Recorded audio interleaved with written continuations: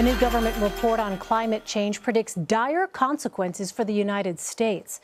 The National Climate Assessment was released Friday. It says the Earth's temperature is rising at an unprecedented rate, putting almost all the blame on human activity. The findings also show the U.S. economy could shrink by 10% by the end of the century. Critics accuse the White House of trying to bury the report by releasing it the day after Thanksgiving. Former Obama administration energy and climate aide Jake Levine said the president is, quote, afraid of the results. He joins us now from Los Angeles. Thanks so much for being with us. Thanks, Elaine. It's great to be here. Jake, how is this report different from prior assessments done by the government? Well, look, Elaine, first of all, this report says in no uncertain terms, you could just look at the first sentence of the thing, Earth's climate is now changing faster than any other point in the history of human civilization. But you're right, the report also does some innovative things. It brings some new analysis to the table, particularly around the economic impacts. You hinted at that. The report shows that we could stand to lose as much as 10% off of our GDP by the end of the century. It also speaks to a really sophisticated sense of the interconnectedness of the systems at play here.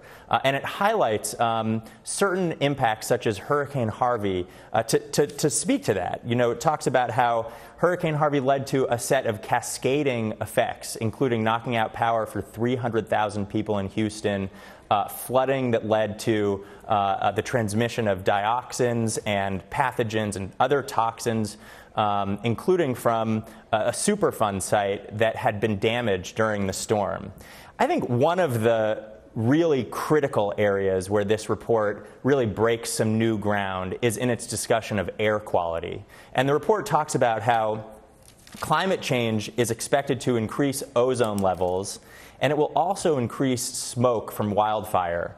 And we have a situation already in the United States where more than 100 million Americans are living in areas that are in exceedance of health-based air quality standards. And the notion of a changing climate that will just exacerbate these public health outcomes, particularly from pollutants like ozone and smoke and particulate matter, is really quite daunting. You know, Jake, some people would say, why would the administration release this report on Black Friday? Other people might say, look, the fact that this administration released this report at all without any, as far as we know, sort of major changes to the science underpinning this report, to the scientific findings or conclusions underpinning this report, is something that should be noted as well. What do you think?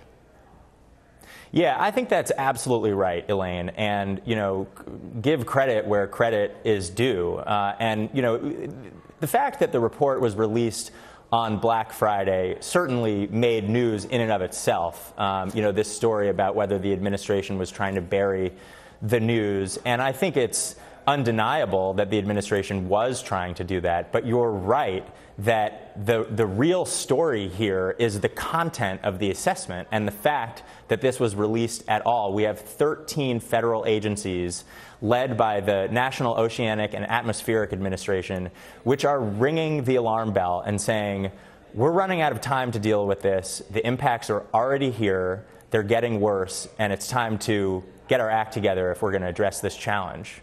Well, as you noted at the top, a lot of this report dealt with the economic implications, and President Trump often campaigns on the economy. Do you think that he's going to address that aspect of this report? I hope so. And, you know, I think President Trump and the American government have a real opportunity here to recognize that this is a major challenge, but it's also a huge economic opportunity. Just take a look at what's happening in California in terms of the creation of new clean energy jobs in wind and in solar and in electric vehicles, where we've been able to build a whole new industry that's put people back to work.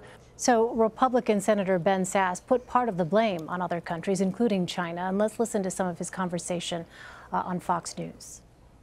I think we have to recognize that this is a global issue, and China and other countries that are rapidly building middle classes are going to be the #1 drivers in the long term. So what the U.S. needs to do is participate in a long-term conversation about how you get to innovation, and it's going to need to be a conversation, again, that doesn't start with alarmism, but that starts with some discussion of the magnitude of the challenge. All right, so let me jump off his question there. I mean, his answer, rather. Given the magnitude of the challenge, Jake, is the United States in a position to have any other kind of conversation other than sort of a more urgent sounding one regarding climate change and its effects? You know, a couple of weeks ago, after the Camp Fire in Northern California, which absolutely devastated Paradise, California, which is still, you know, picking up the pieces, San Francisco in the Bay Area had the worst air quality in the world, ahead of China, ahead of India, ahead of places that are typically used to severe air pollution.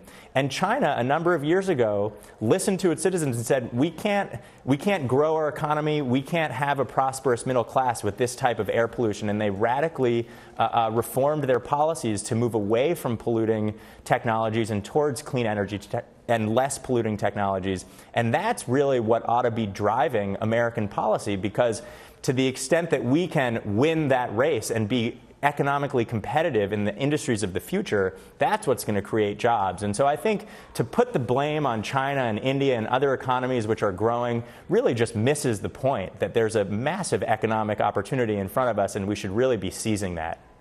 Well, this debate often seems to be divided, though, along partisan lines. How do you avoid that? You know, this is not a partisan issue, unfortunately. And as the assessment report points out, there is no part of the United States which will be spared from the impacts of climate change. And so I think, you know, for the time being, one of the most important things that leaders can be doing on this issue is educating and showing folks that it doesn't matter if you're rich, it doesn't matter if you're poor, it doesn't matter if you're a Democrat or a Republican, if you live on the coast, if you live in the middle of the country. This is an issue that will be relevant to you, it will be relevant to your children, to your grandchildren, and the sooner that we take a nonpartisan approach to it and really focus on the facts and how we can begin cleaning up, the better we will all be off. It is a sobering report indeed. Jake Levine. Jake, thanks very much. Thanks, Elaine. Appreciate it.